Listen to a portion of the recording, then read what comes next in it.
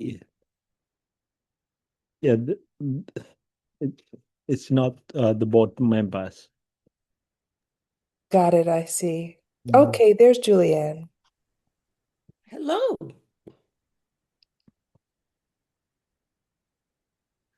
Good evening and welcome to the committee meeting for the Curriculum and Student Success Committee.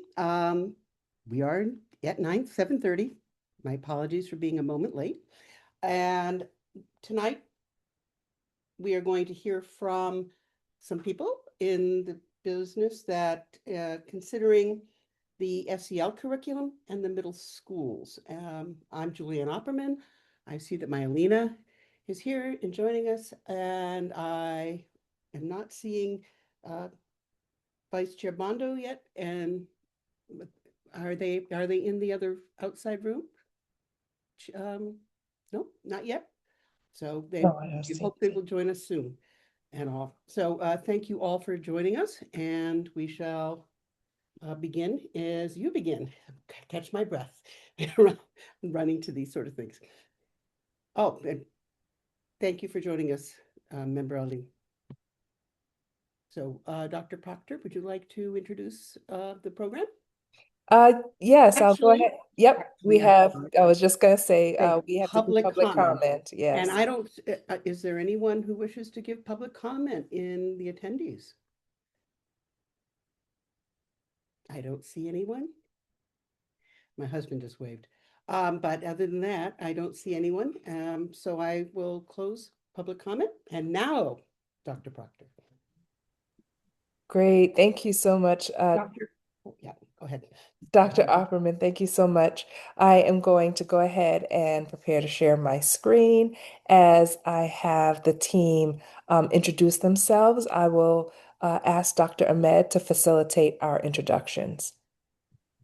Okay, good evening, everyone. My name is Abdullahi Ahmed, and I'm the Assistant Superintendent for Secondary Schools. And with us, team members here. And Alice, can you go second? Hello, Alice Buckley, Secondary Director of Culture and Climate. Joanna? Hi, everybody. Joanna Frankel, Director of Elementary Culture and Climate. Haley? Hi, everyone. Haley Didrikson, Senior Director of Data and Technology. Teresa? Hello, everyone. I'm Teresa Lee, the Director of Secondary ESOL. Pamela? Good evening, everyone. Pamela Otunu, Director of Secondary Innovation and Outcomes. And I'll bring back to you, Dr. Proctor. Thank you. Thank you so much. I'm going to go ahead and share my screen now to begin the presentation that we have prepared for this evening. And so this evening's presentation, as Dr. Opperman shared, is really going to be looking at curriculum and student success, but specifically our school climate, culture, and middle school innovations and initiatives. So we'll focus on these areas. We'll do an overview, an update on elementary SEL curriculum implementation, in addition to secondary, and then we'll follow the outline that's on the screen that would be considers for universal screeners, policy, etc. Chronic absenteeism updated, and data would be available and to be shared in the presentation as well, in addition to middle school academic program initiatives. So I'll turn it over now to Joanna. Great. Thank you, Dr. Proctor. So just to remind the committee that both initiatives 3.1 and 3.2 are in launch phase this year. 3.1 refers to elementary initiatives and 3.2 to secondary. And the goals of both of those initiatives are to increase the capacity of schools to create and implement whole school systems, SEL curriculum. SEL stands for social emotional learning, and relationships that promote a joyful, supportive, and safe school culture. And so I've been with you all before to talk about the launch of our new elementary SEL curriculum, which is called Purposeful People. And we continue to make good progress, very successful launch. So we had some additional professional development. Unfortunately, actually, our PD session was on the same snow day that canceled this meeting before. So we that has been made up in different times in schools. And we're in the middle of our middle of year walkthroughs. So right now, culture and climate coordinators, along with building admin, are visiting all elementary school classrooms to observe purposeful people being taught in classrooms, and we will have that data to share out very shortly. But I can tell you initial data looks very, very strong. So some upcoming actions, we'll complete those middle of year walkthroughs. We have another round at the end of the year. And so just to remind folks that what we're looking for in those walkthroughs are use of the curriculum, student engagement in the lessons, and pacing. So pacing is important. We'll continue to adjust as needed to make sure that the whole scope of the curriculum is taught by the end of the school year. We have additional professional development sessions built into the calendar. And then one thing I did want to make you aware of looking ahead to next school year is that we are hoping to implement the Tier 2 resources of the curriculum at all elementary schools next year. That those resources are an additional cost and some additional programming on top of what's happening right now. And it's being piloted at 4 elementary schools right now: Talbot, Peaks, Reiki, and Presumpscot.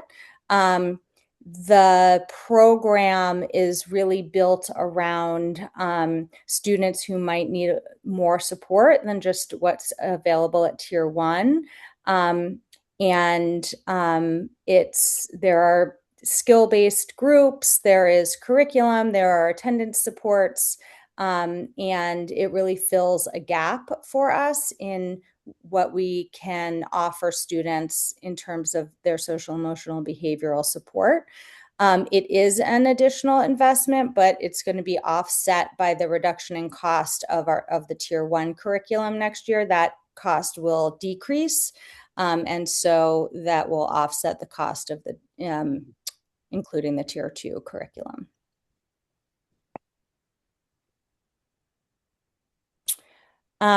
Additionally, we're looking at some other things that will really help round out our supports for students for next year. So the first is a universal screening tool, which we've had many schools over the years pilot or sort of use different screening tools, but we haven't, as a district, sort of adopted something wholesale across elementary schools or across secondary schools. And so part of the Purposeful People Tier 2 resources is a screening tool called the Youth Strengths and Needs Screener. And so we're looking at that and hoping to use that next year at the elementary level. I also wanted to name that in Purposeful People, there are some what they call policy programming lessons.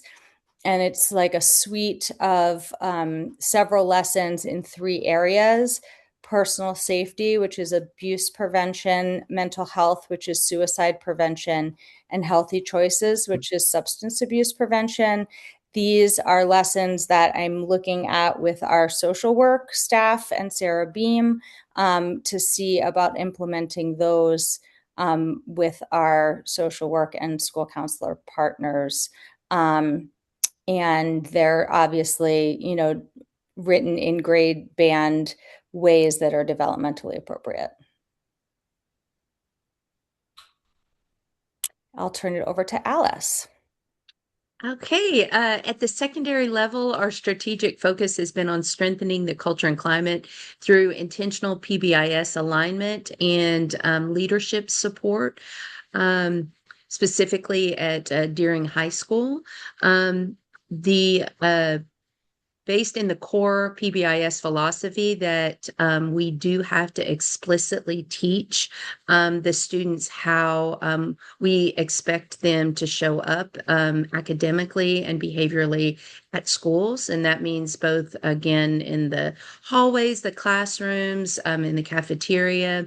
And so by proactively teaching them, we ensure that every student is set up for success.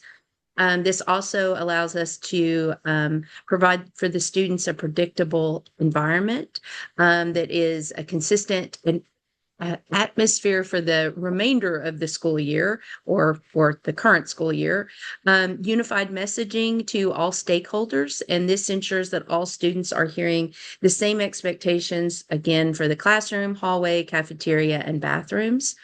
And this also allows our teachers to really focus on instruction. If we are investing time in teaching students how we expect them to behave and how what their behavior should look like when they're at school, then that allows us to reclaim instructional minutes because we are reducing students making poor social choices.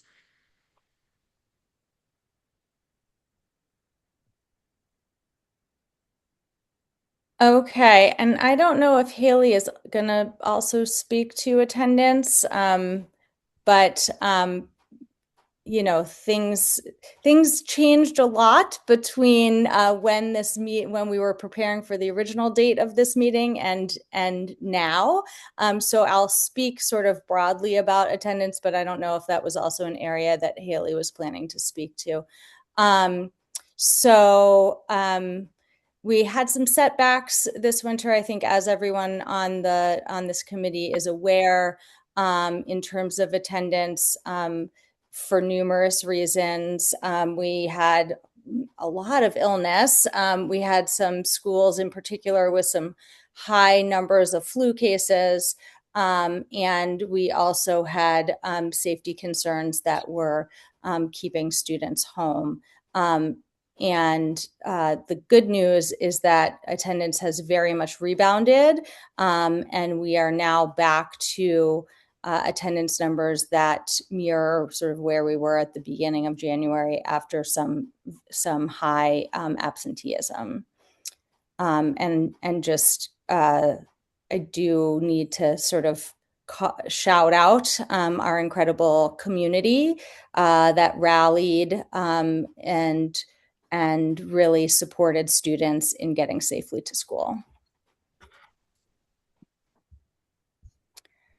So again, we're looking at some old data here. This is the January 1st data, and I won't say too much about it, but these were our chronic absenteeism rates by school band. You know, what is consistent is sort of that increase as we move from elementary to high school. Again, you know, this is January 1st. This is January 1st data, comparing by grade band last year, the 24-25 school year and the 25-26 school year.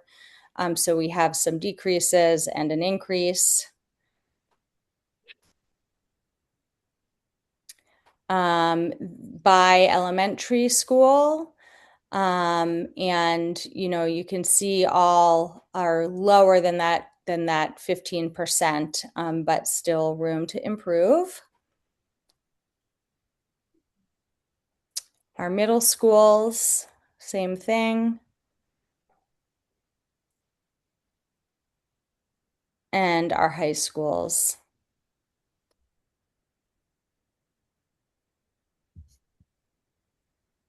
Thank you, everyone. And at this point, we're going to turn it over to our academic team to talk about middle school program initiatives and to give a overall update about what we see happening in middle schools. And so I'll turn it over to Allison. Hi, everyone. Good evening.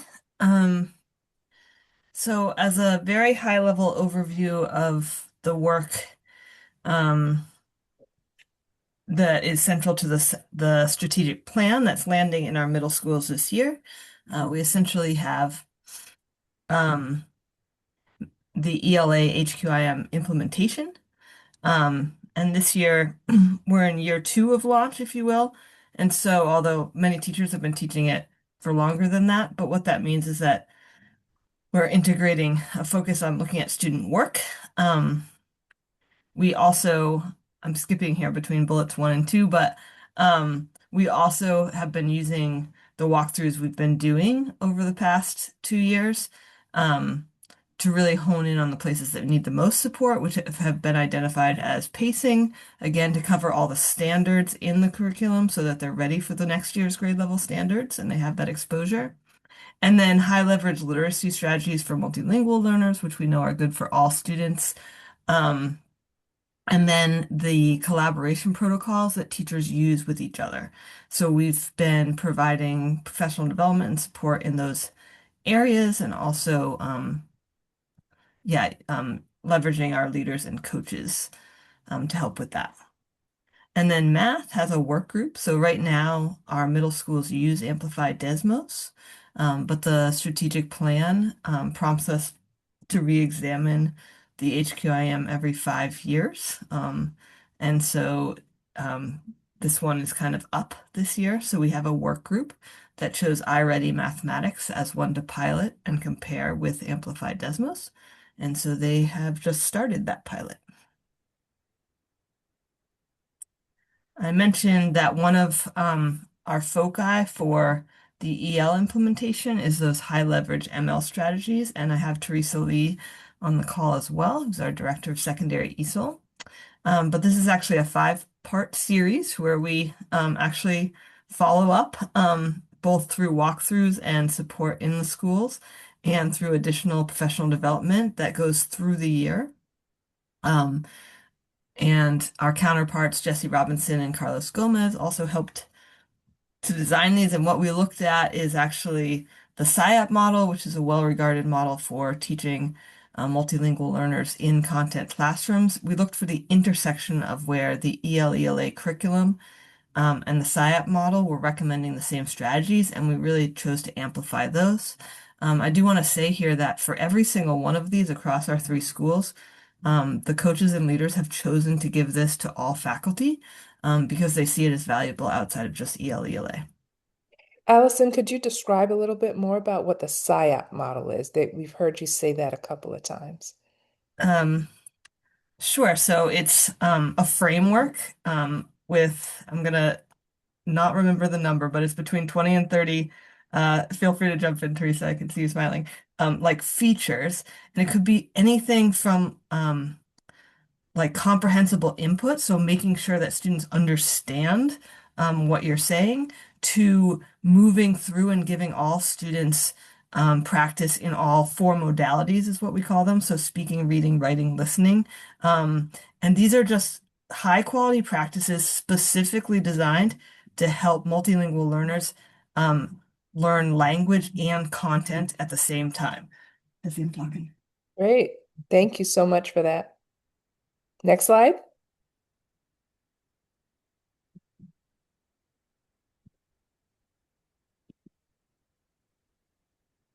All right, and then across both math and ELA, I wanted to emphasize that in the middle schools, we prioritize teacher collaboration.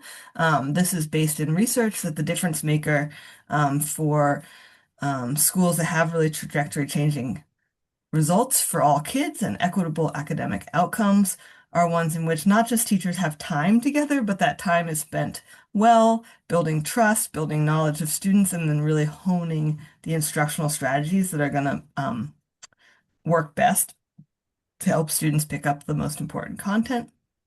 And so a focus with our school leaders and instructional coaches has been fostering those strong collaboration structures. So We set goals to see how all of this work is landing in our schools. The goals here, I would consider them somewhat like process goals. These are the things we hope if the adults and the kids are doing these things, then we hope that our achievement will go up. So using the HQIM, you can see a big leap there. Big credit again to our leaders and coaches for their work and teachers. Almost all students carrying the cognitive load of the learning. So, my old principal likes to, if he caught a teacher doing most of the thinking, he'd bring them down to our pool where we had a swimming class and just remind them that the teacher was not in the pool and the students were not watching. And so in all of our other content classes, that should not be the case either. The students need to be the one getting the most practice. So we actually roll out and practice a ton of techniques. We call them total participation techniques, which could be anything from conversation cues to help students have discussion about the content, to everybody writes when there's a task and everyone needs to be writing. So what are the strategies we're using to make sure that students are producing writing? So you can see a more modest gain there. That's something that we'll continue to work on. And then I think the next time I come to talk to you, I'll have some great data to show around these multilingual strategies, because as you saw, that was a 5-part series. And I'm really proud of the commitment we've had to continuing to revisit those strategies. And so I think that number will keep going up, that one at the bottom.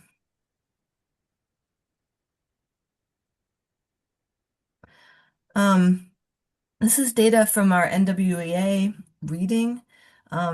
And what the arrows indicate is that that's following a specific cohort. So the grade 6 in fall 2024, we're obviously in 7th grade in fall 2025. And you can see that we are seeing gains. I do want to emphasize this is norm reference data, which means that they're in that percentile as compared to other students who took the same test nationwide. So we wait until the spring for our criterion referenced, or the one that's referenced vis-a-vis the actual grade level standards. And that's also important to keep an eye on. But this is kind of like what we can use to progress monitor the direction things are going during the school year. And I'll turn it over to my colleague, Ms. Atuna.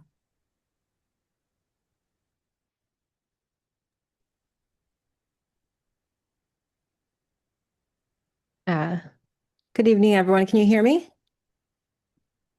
All right, awesome. So in terms of transition, we are actually, as you know, because you've already heard before, we're intentionally strengthening the transition from middle school to high school. So we know very much that grade 9 is a critical year. So we're focusing on making sure that students arrive academically prepared, socially connected, and emotionally ready to succeed. And so we do this through 2 structured district-wide meetings each year. These meetings help us build shared understanding across schools and ensure that we're aligned in what readiness for high school actually means in practice. So we're aligning both vertically as well as horizontally.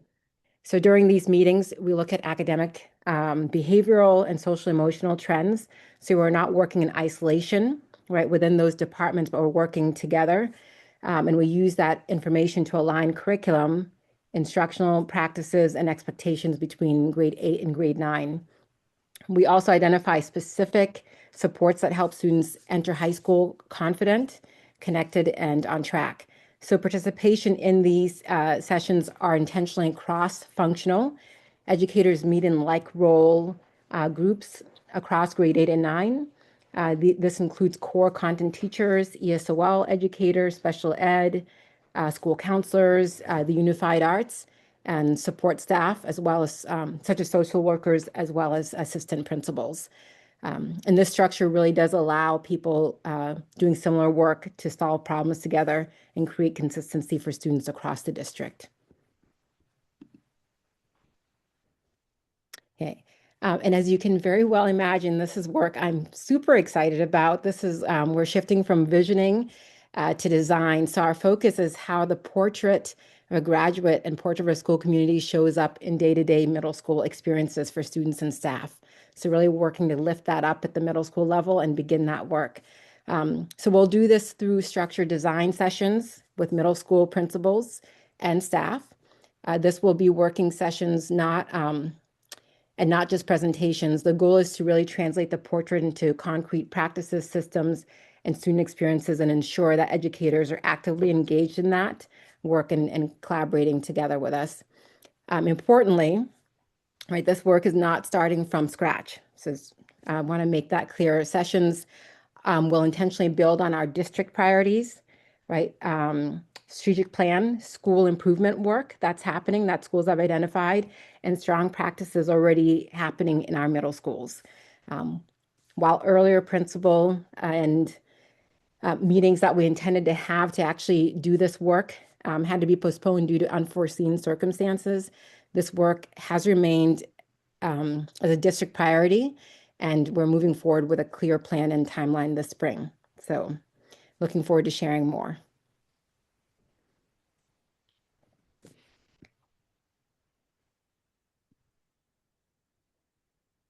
Okay. So we are looking at our initiatives and how it impacts behavior. Alice? Our middle schools have really been able to dive into Swiss, and using the drill down tools, they have been able to identify target strategies to reduce and replace challenging behaviors. This can be seen in by looking at not only the time and location, for instance, during if they are seeing a spike in referrals at 1 o'clock in a specific hallway, looking to see is that directly after lunchtime, is there teachers out in the hallway moving students along to classrooms. So they are really able to dive into looking at specific data and how it is impacting the minors and the majors in the schools. Across all three middle schools, the Swiss data does reflect a significant decrease in major behavior referrals compared to last year. And this does validate the effectiveness of our tiered support systems.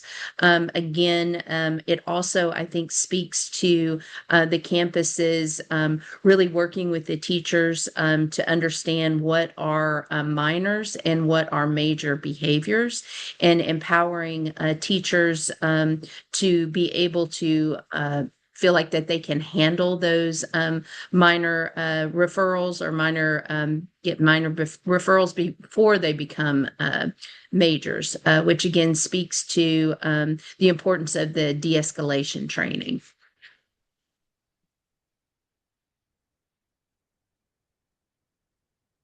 Okay, so that concludes the presentation, and I'm going to bring it back to Dr. Opperman. Thank you very much. And I see that we're ready to jump into questions. And I don't know whether it'd be better to go start at the beginning with questions, or if we're just going to jump around. Member Lena, would you start? We'll see which pattern you are going to choose. Sure, thank you so much. My first question is for Joanna. Thank you so much for your presentation on purposeful people. I've heard just such great things about it from both my family and staff that I've talked to. It's a very specific question. I know that at Talbot specifically, and I'm not sure about other schools, they have once a month community meetings, and it seems to be tied to what they're learning in purposeful people. And I was wondering if that's specifically part of the curriculum, or it's something that schools are choosing to do independently. I love that question because I was just at East End Community Schools community meeting this morning that was all about the trait of perseverance. And so it is not something that's specifically built into the curriculum, but I think that the way that the curriculum is structured, which is that in the pre-K to 5 space, all students are learning about the same trait at the same time. And so it makes these opportunities available. So if we know we're all learning about empathy, then we can do a school-wide community meeting, or we can do school announcements, or we can do a school newsletter that is about empathy. So, the fact that different schools have sort of picked this up and run with it, I think is so promising. And and I think the curriculum, just by its structure, kind of invites those opportunities. Thank you so much. And then this is just a really specific data question. We saw a graph about absenteeism, and there was a 5-year target. And I was just wondering what that 5-year target date is. Is it like 5 years from now is the target, or we started this 2 years ago and 3 years is the target? So I was just curious what that 5-year meant. That was from the start of this strategic plan. So 3 years after this year is the end date. Thank you. Thank you. Vice Chair Pondo. Right. Okay, so I'm really apologize. I have a lot of questions. Please go I for it. do. And I just stopped there because the more I was reading earlier, those days back, I've been just adding my questions. So I think most of my questions, the first one, thank you so much for the presentation. First of all the team. I think it's going to Joanna or Alice, I think. When I see, then we're moving to the end of to the middle of the year and the end of the year, 2020, 25 to 26. So I have just a specific question. If you look back and if we can see what we can prioritize, the way we evaluate, then the pilot program is actually changing our student behavior.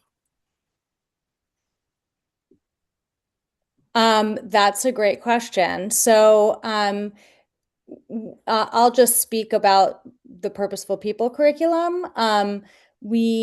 One of the strategic plan measures that I didn't mention that's associated with that implementation is around results from our student climate survey that we give in the spring. And so that the question on the survey is trying to remember the exact wording. It reads, students at my school treat each other well. And so we right now in spring of 25, across all of our elementary schools, that we were at 54%. So 54% of students in grades 3 through 5 said students treat each other well, either most of the time or all of the time. The national average on that measure, it's a PBIS survey, PBIS tool, so it's national. The national average is 85%. So we have another target that is around increasing that number. And the theory of action there is that if we are specifically teaching students these skills through the curriculum, including problem solving and social skills and those things, that we will see an increase in how students getting along with each other. So that's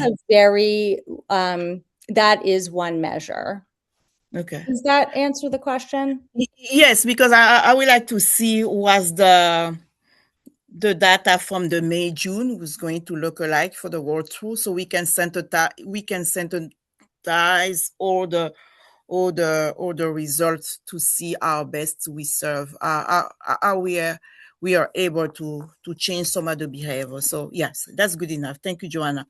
So my second question is on the teacher feedback. I love that for the professional development for the PDs. So I'm just wonder how much, because every time when I hear is like, teachers are using the time, they're really getting into it. So I would just wonder how much they struggle, because I know they have a lot of to prepare with the general learning process. So I'm just struggling to understand if they mention any challenges for them to integrate the volume of the curriculum into the academic blocks, the way they do the prep. If everything just is easy, or is a lot of struggles.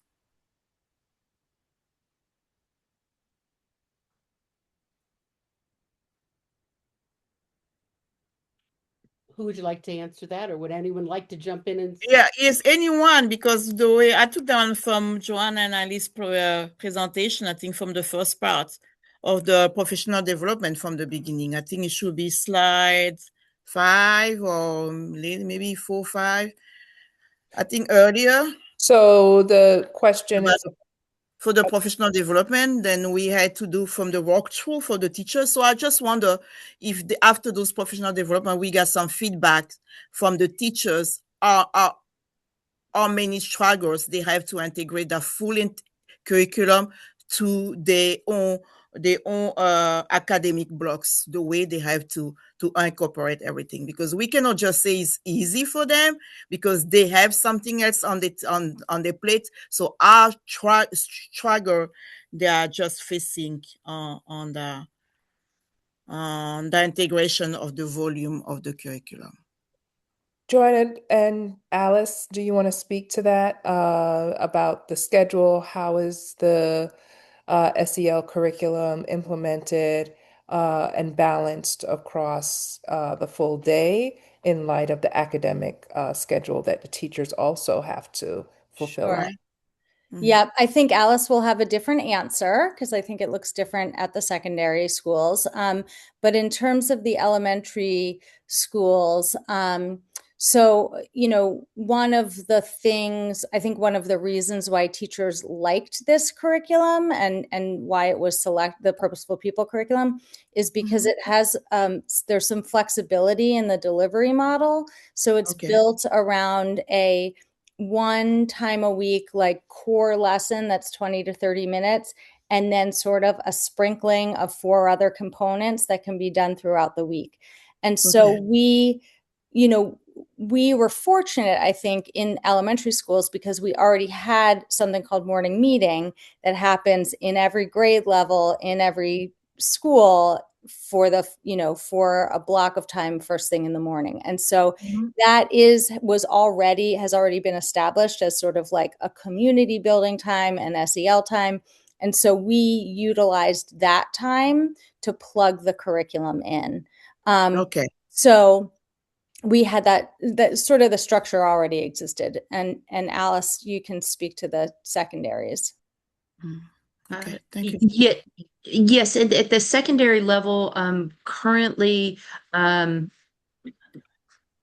would say that the rollout has been a little uneven, simply because the middle schools, across the middle schools and the high school, there is quite a variance of instructional time that would be devoted to advisory, anywhere from 2 hours, 2 hours a month or 30 minutes a week to 150 minutes per week.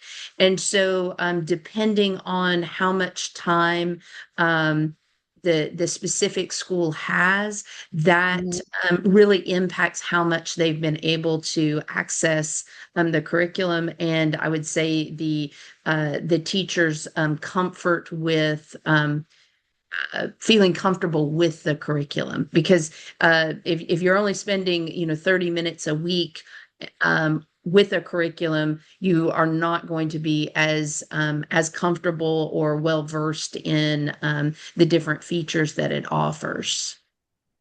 Okay, great. Yeah, thank you. Thank you. And my third question is on the 26, 27. I think it's on the slides 5. When we mentioned about some of the pilot school, Talbot, Reiki, and Presumpcov. So I just want to know if we go with the 3 most, I didn't want to go to 5. If we want to go with the 3 most critical lesson learned under the pilot program before we move to the tier 2. Yeah. That's a great question. So I've had some check-ins with the pilot groups. I think that one of the lessons so far, well, a couple things. I think and I think it's not unlike what we know about implementing any new program, that it needs Right. to have sufficient professional development. Right. And we need to be very clear about who is responsible for what and when. And so I think those are some of the things that that we've been learning through the pilot.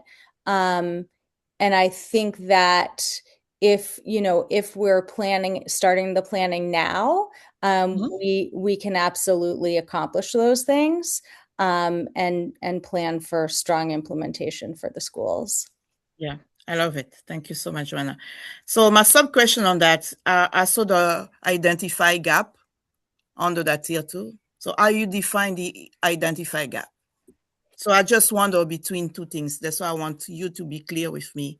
When we mention about identify gap under that tier, is that we want to, those are the students who are qualified for tier 2 versus to the student who just needs tier 1 reinforcement, or both of them?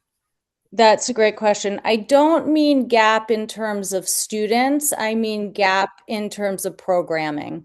Okay.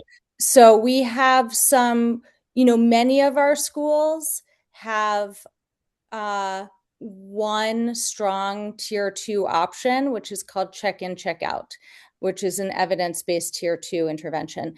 But that is just one thing where we need many things because students need different things. Okay. So, but that one, those are identified on the current basis. I mean, step by step, or you have already those gap identified already, or we just have to go step by step and find them before moving to the tier 2? No, we know what they are, and this comes up through, I know I've talked to you all about the TFI, the tiered fidelity inventory. It comes up through the TFI as well. When we use that tool, we can see sort of where the holes are that we need to fill. Okay, great. All right, thank you so much. Now I'm moving to the ELA. I think that was Dr. Allison. I think I always put myself on the teacher's shoes. I think I want to talk to the HQIM, and I just want to have the feedback from the 6th to 8th grader teachers in regard to the pre-heavy, because that's really heavy on my side, the way I see that. So I just want to see the way they are perceiving the HQIM, and if we are providing enough collaborative planning time for them to internalize the lesson before teaching them. So Alice, not Alice, but Allison, Yeah, Allison, can give yes. us some information about specifically, how well the teachers are doing in implementing the curriculum, and whether or not they have that planning time together to really deeply internalize the lesson. Right. Yeah, no, thanks for the question. It is, a thinking teacher's curriculum, which means you cannot just take it off the shelf and teach it. You need that time to internalize and unpack together, which they do have. Our middle school teachers have, their own prep block and then a collaboration block. This can be complicated by other factors and staffing, but I won't go into that. For the vast majority of teachers, they do have that time with their content planning team. We have specific protocols, and coaches in particular are available to also meet and help facilitate with them. And I don't think any of them would tell you that this is an easy curriculum necessarily to implement, but what they will say is, like, the longer they teach it, the more they trust and understand the connections inside of it. I think of other aspects to your question. I mean, we are seeing really high numbers in terms of the lesson being internalized. As I say, like, the next challenge, which is not something that I don't think anyone is surprised by, is just moving through the activities so that students are exposed to all those grade level standards. But yes, time inside of the day is the main sort of resource we have. Right. Okay. So I will stay to Alison again. I think on the slide 17, I think that's a mathematic. When we talk about the pilot diversity, I saw 5 teachers there who have started the I-Ready pilot. So I just wonder how diverse are those 5 teachers, if they really represent our student demographic. Oh yeah. So daughter is picking the wrong times to come in. Give me like 2 minutes, honey.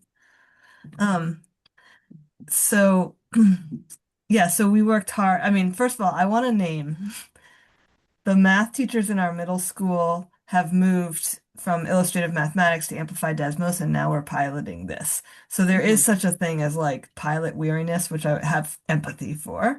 At the same time, we wanted to make it really clear that, you know, if we're going to choose an HQIM, we need their expertise in order to make an informed decision. So that's just a responsible thing to do.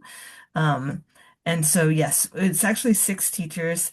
And there's 2 at each school. We've covered the different grade levels, and we are really sticking to, I mean, we have mostly heterogeneous grouping, meaning that like if the math 6 classroom, it is going to be representative.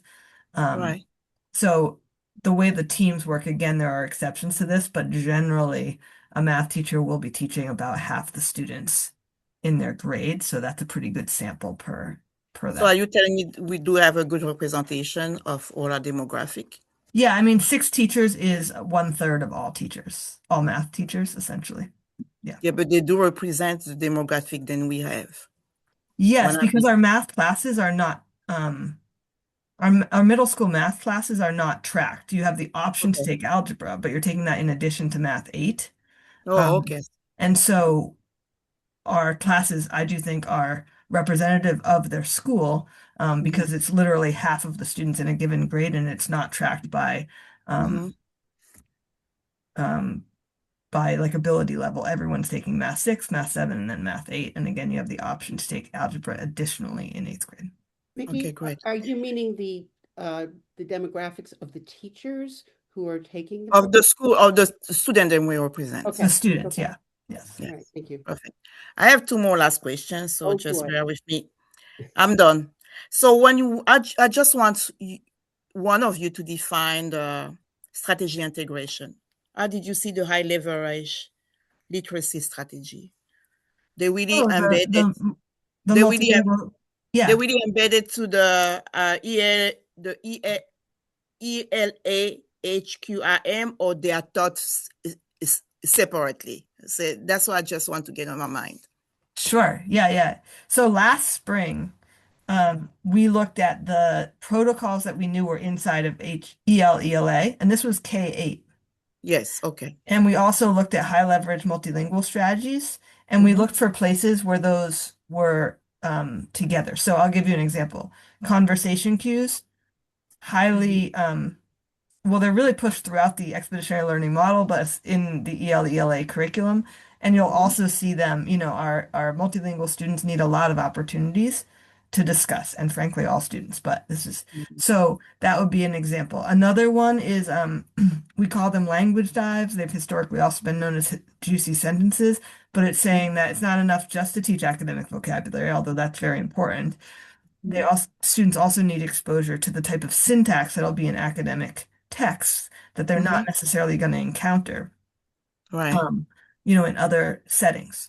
So how do you unpack and deconstruct and reconstruct interesting sentences with complex syntax, not only to drive up students' comprehension of the types of text that they need to understand, but also to model for their own writing so that their writing becomes more sophisticated.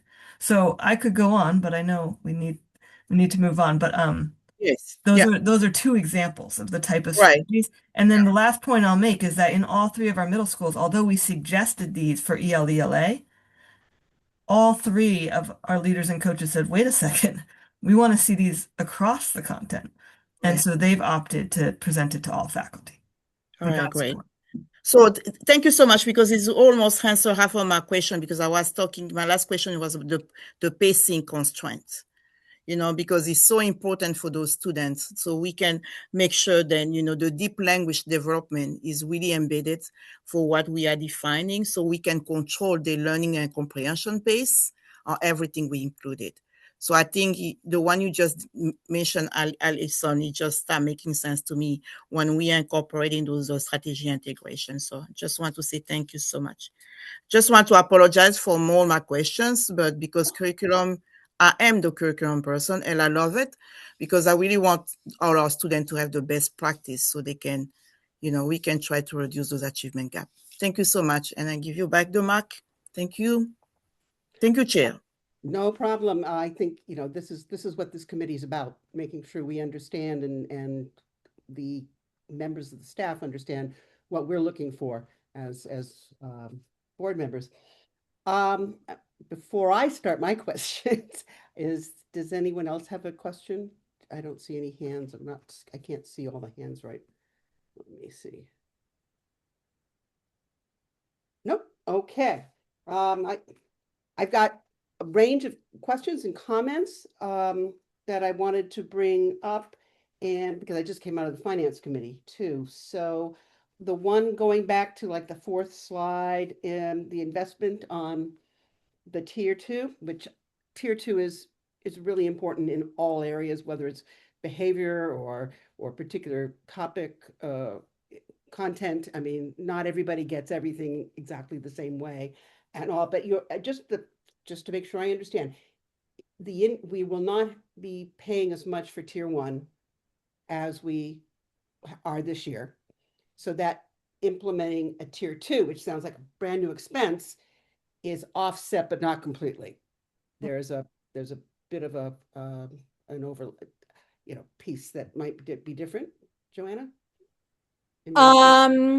Yep. So a couple things. So the first was, in our initial budgeting last year for tier 1, at the point that we were budgeting, we didn't know exactly which program we were going to be implementing. And so the one that we did end up implementing was already a little bit of a savings. And then the sort of the way the contract works is with this company is that year 2 of implementation, they lower the cost on the tier 1.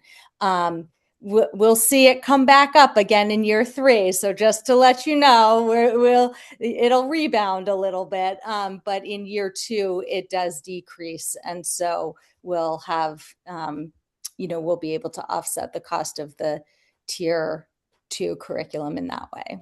Okay, so that's, I need that But argument. we'll have that conversation in 27, 28. Right. 1 year at a time as we go through it. I have a question about attendance setbacks and the amount of illness. And you can't answer this right now, but it would be interesting to know if, and considering that measles has come back in, if we are seeing whether it's elementary or high schools who gets flu vaccines. So that, I mean, missing out school is really important. Not pushing people to do things that they really can't and want to do, but I know we have a high expectation of that. I wonder if it's happening and whether the nurses know that. So that's just a general thing about attendance that I think I don't think any of you can answer at this point, but I wanted to bring up and all. In the high school attendance, is that, and Haley, I don't know whether you can tell right now, might be something interesting later on, is to see whether or not that was grade specific. Is there an increase in one grade or the other in high school? And likewise, even though middle school is good, is there any tendency for a particular 7, 8, 9, 10 group to need have more absentees? So that, or whether it's, I believe it's grade 12. You think so, Joanna? Yes. You're the elementary. Yeah. You I believe it's grade 12. I can Is that confirm right, that. Haley? Yep, Yeah. you're right. Yes. Well, it sounds logical, but one never knows and all that kind of thing. So I wanted to ask it. My comment would be on our 5-year plan. We need to start thinking about, even with the high school being so high, getting that chronic absenteeism down a few more. I think we could do it. I think you've done an exceptional job, and no reason we can't go even better, but that be what it is. On the middle school initiatives, in the walkthroughs, in the collaborative learning, and walkthroughs in all K-12, is there any opportunity for a regular opportunity for teachers to observe teachers? I mean, that as a teacher, when I was able to see someone who was doing something, that was really, that I wanted to know about, and they were doing an exceptional job. That was something. So I just wondered if that exists, and is it, I mean, I'm sure some teachers do it, but is there any plan to keep that across the system? Yeah, I can speak to that. So last year, we did 2 cohorts of instructional rounds for our ELA teachers in middle school, specifically middle school. So what that meant is we kept a group of teachers together over the course of 2 to 3 sessions at different schools, and it was a combination of going into classrooms. They actually chose their own problem of practice around something they wanted to get better at. And then, yeah, we integrated other pieces based on their feedback, and that was very well received. And then this year, well, I'll just be transparent. I was like, listen, I got to run these 2 math work groups. I'm not sure I can carry that, but overwhelmingly, that's been the thing, particularly that coaches are telling me that they want to bring back. So just last Friday we had a coach collaboration meeting, and they're going to take on, we're going to work together to bring that structure back. And then additionally, I'll just say within the schools, leaders have used, have had, again, it's about 6 teachers per content across the school. So, they'll release 3 to travel to the other 2. Yeah, I know they've done that at King, and Lincoln was working on a protocol. Because So- I think So that's yes, demonstration as opposed to just observation, and you can actually see what you want to know, and offer each other some thoughts back and forth. Can I just add, there are opportunities at the elementary level. Most of these have been run at the school level. And I would say, it does really depend on capacity for us to provide coverage or to have subs or things like that. And so sometimes that can be unpredictable. It's been a little bit more, been a little bit easier to do that this year than it was last year. But that does still come up as an obstacle sometime. But so I know it is happening. It's not happening as much as we would like it to, or as maybe systematically, but I know that has been possible in a number of schools. I know we have lots of things we have to worry about, but that might be another piece to think about, and on top of everything else that you all have to try to organize to pull together. But I think, I mean, the fact that it's happening at all, the teachers are trying to do it, and you're trying to support them to do that, is really excellent. The increase in carrying the cognitive load is wonderful. That's not easy. I was interested when you do the, I don't know, Pamela, this might be in your piece.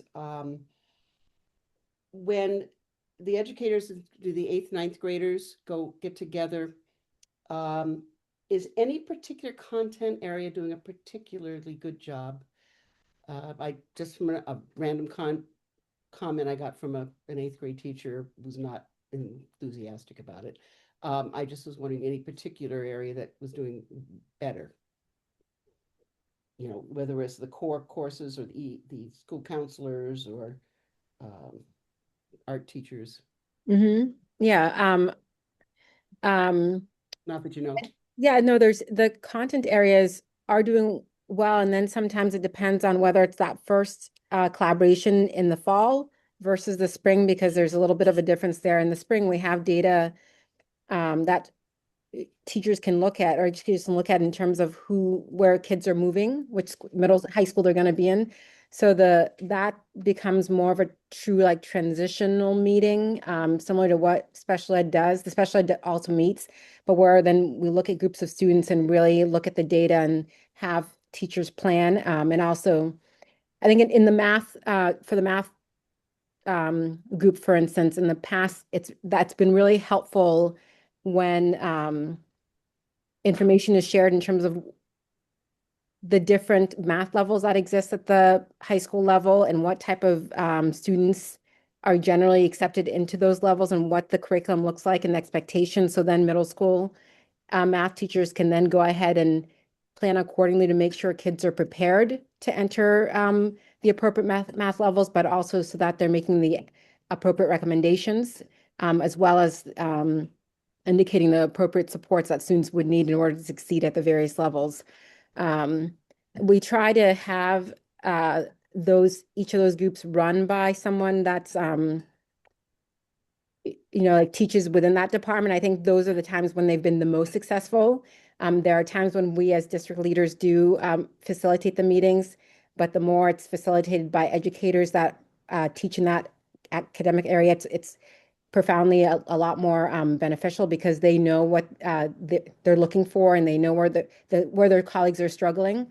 So we continue to improve on those. I will say when we look at the data in terms of educators that find it helpful, there's an overwhelming number of educators that find it helpful. And then there are a sprinkle of those too that will say, well, it's not helpful, it could be better. So right now what we're looking at doing is looking at that feedback intentionally to think about what our educators saying would improve these sessions. And then also, thinking about having some of those educators help to be facilitators of the sessions, right? In order to help improve it. So having different people lead facilitation of those meetings and rotating that as well. Good. All right. Sounds like it'll get better and better as it goes on. I really appreciate getting the portrait going in. The question I have on that is, how do you PD this? I mean, without having, is it do you have a plan that is detailed, or you have one that you say, we're going to go in and talk about this particular column or whatever that you Yeah. want to go in? Yes. How does it work? Yeah, there is a plan. So so I think I mean, it's your question. So in the past, you're talking about in the past, so we've done presentations or PD, right? Professional development, where it's just more of a top down, here's the portrait, here are the pillars, here's how the Portrait School Community and Portrait Graduate work together, right? Sort of more of as an introduction to what the work is and how we got to there. This is a total shift into, so we're in design mode. And so rather than sort of designing in isolation and then presenting it to educators next year and saying, here's what year one is going to look like, we're actually taking this to the educators it's really not professional development. Maybe that's a bad word. It's a workshop collaboration session where they're going to be looking at the portraits and actually sort of like starting to design or suggest make suggestions for what year one should look like and looking to see what are we already doing so that for year one is not a huge lift, but it's really just naming and identifying these and bringing them to life and making sure students also know what they are, and then planning for year two, which will require a little bit more work and shift in practice. But it's really co-designing so that when they see it next year, they're ready to take off and run with it because they gave input into it, and before the implementation phase starts, they know what to expect as well. And we'll keep revisiting it with them and also making adjustments along the way as we go. Awesome. I think I'm glad we're trying, because it'll make it a whole lot easier at the high school if some of those ideas are presented and incorporated. I hear the word time. I mean, there's two things in teaching: one, your salary, and two, the amount of time you have to do what you need to do, whether it's PD or teaching and all. And as we go forward in this committee and looking at ways that we can facilitate the teacher learning and teacher implementation and student learning and student implementation of these ideas. I'm particularly at the secondary level. I'm hearing, that we do have advisories or WINs or whatever, but that there is a hard, it's hard to get them. I mean, to fit it in and make it real. And I guess, I mean, Alice, I think, I could feel that in you're talking about how do you get this implement across the building. Not easy to do. So I commend you for your efforts and don't give up, please, because it does take time. But I guess I would like to see do we have enough time in the day to do what we're doing? I was just looking at, I mean, we have the collaboration time, the teacher time is critical. How are we, how are we doing on the student learning time? Are there particularly K, not so much K8, but more 6-12? Are we able to balance those two? And I would ask you to think about that as you go forward. I just figured out there's, if you look at a middle school has if you have a 5-day week and you look at the minutes, one of those days is teacher time. And the kids have 4 days worth. Teachers need the time, but are we getting enough time to do the implementation of the high quality measures, the PBIS measures and things? So I would like you to think about that and get back to us in what's going on. It's a vague question, but it's one that I think I find very important, because looking at how do we get what we can maximize for our students. There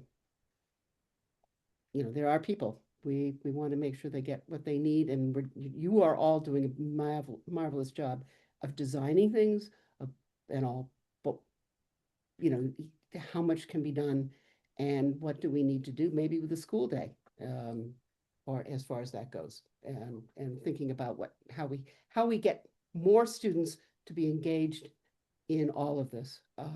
So that said, any questions or comments for us from all of you that you would like to ask us? This is your opportunity to turn the cheek and tell us what you would like us to think about, and what you don't have to do it now. You could do it later too. So if you want to send us an email or the like, that might be easier to word at another time.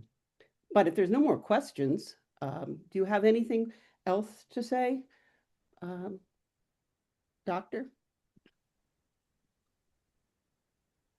I don't. It's been real good meeting. Very good. Yeah, thank you. Thank you, everyone. Just want to, applaud the team and thank you so much for preparing the information that we're sharing with our committee this evening, and just being so gracious with the responses, super thoughtful to really represent the work that we're doing. So I have nothing else to add. Thank you so much, Dr. Opperman, for asking. Well, then I would entertain a motion to adjourn for the evening. Do I have a motion? Maya, move that. Okay, you move. And a second. I think I Monica. second. Okay, so we are, I think there we are, everyone. Show of hands among members. Maya, is that your show that you wish to adjourn, or you had a question that I missed? Wish to adjourn. Good. All right, everybody. Good night. Wonderful. Thank you so much. Thank you so much, all of you. Appreciate it. Great meeting. Thank you.